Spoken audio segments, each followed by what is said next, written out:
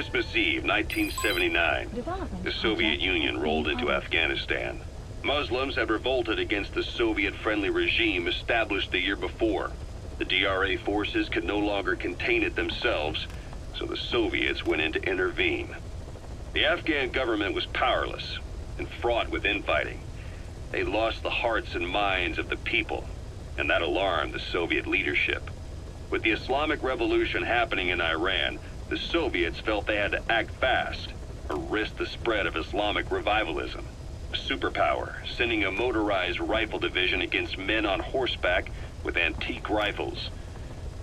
Everyone thought it'd be over in an instant, only it wasn't. Some Muslims made their fight a jihad, a holy war, and began a guerrilla campaign on all fronts. A war of attrition. These fighters call themselves Mujahideen. They're being supported by the West through Pakistan. That's why Miller was involved. He was training them near the Zero Line, sponsored by the CIA. The war has become a nightmare for the Soviet troops stationed here. They thought they'd be headed home in 6 months at the most. Then a year passed. 2 years. Now here we are 4 years on with no exit in sight. Afghanistan has become the Soviet Union's Vietnam. The Soviet troops on the ground want to go home, but at least they have homes to go back to. The Afghans have lost theirs.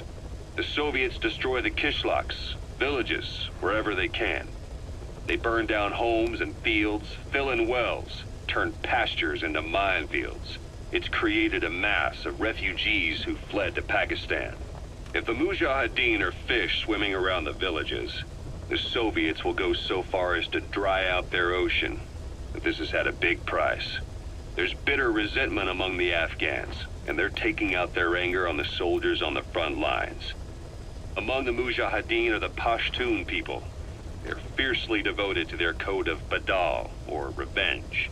Soviets they've captured have had their hands, feet, and noses cut off before being left to die at the side of the road, just to show their comrades what they're capable of. Friendlies who come across them can do nothing but put them out of their misery. Then they burn down another village in retaliation, and the cycle of vengeance goes on.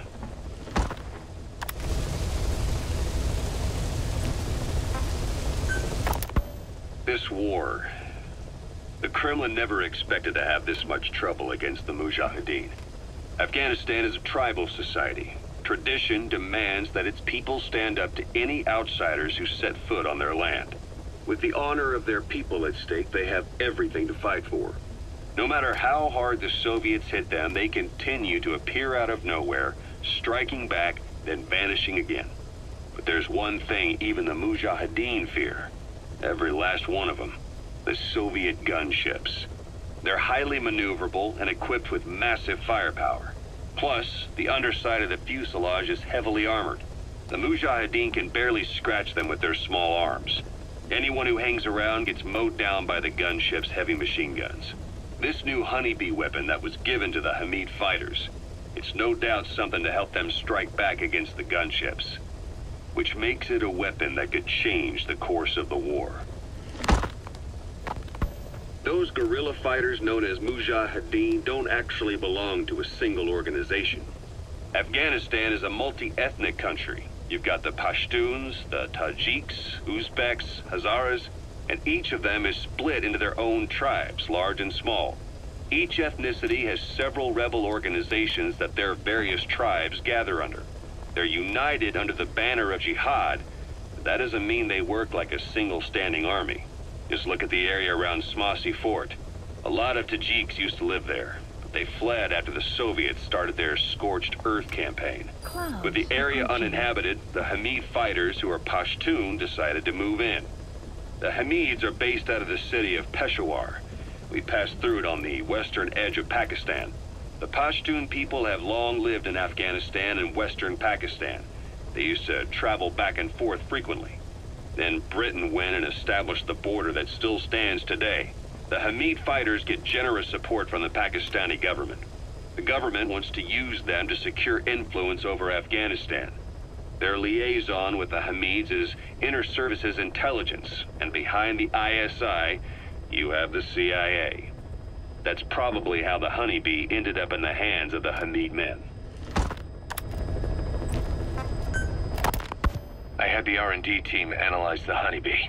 How? The CIA wanted it with everything intact. They took it apart to look at it. Then they put it back together. Everything intact. That's the R&D boys, all right. Turns out the Honeybee's homing capabilities are a cut above previous manpads. It can detect a broad range of infrared wavelengths, and even ultraviolet for supplementary guidance. Hence the name, huh? Right. Honeybees rely on UV light to fly. With this device, flares don't do the target any good. That's why the Soviets are losing so many gunships. And why the CIA was so desperate to get it back. It wasn't just about preventing the Soviets from devising countermeasures. What if the likes of Iran got their hands on it? American aircraft would be put at risk too. We can use this tech to develop our own portable missile. That'll give us a huge advantage. It'll take a little time before the analysis results can be applied to actual implementation.